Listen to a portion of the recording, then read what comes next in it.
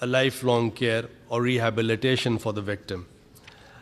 We then also have the Prevention of Anti-Women Practices Act of 2011, which ensures women's rights to inherit property. It prohibits any forced marriage. It prohibits marriage to the Quran, and it gives the woman the right to dissolve the marriage in case she's falsely accused by the husband to have indulged in adultery. We have the Domestic Violence Prevention and Protection Act. There is an Anti-Honor Killing Act. There is an Anti-Rape Act. And in this Anti-Rape Act, there is DNA testing. A female police officer lodges an FIR. There is a concept of legal aid, and so on and so forth. But we are attempting to take all these laws to a next level. The federal government has introduced a women property empowerment statute.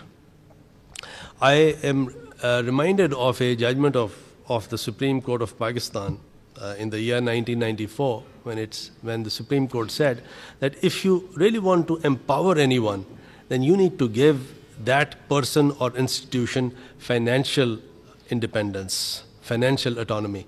And this women property legislation, exactly, it is aimed to do that.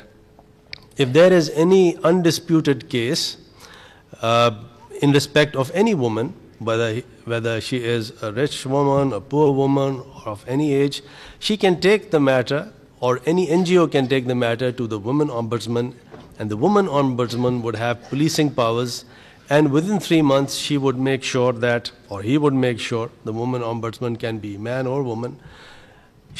The Women Ombudsman would then pass corrective orders so that the property goes to the woman.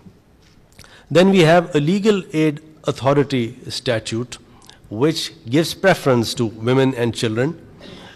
And then very recently, say about 3 weeks ago, the Prime Minister has been pleased to give me the task in relation to criminal justice system. And we are planning to bring about sets of laws so that we can take the criminal justice system, introduce forensics. I've spoken to the worthy EU ambassador, and she's been very kind. She's promised to help me. Let's see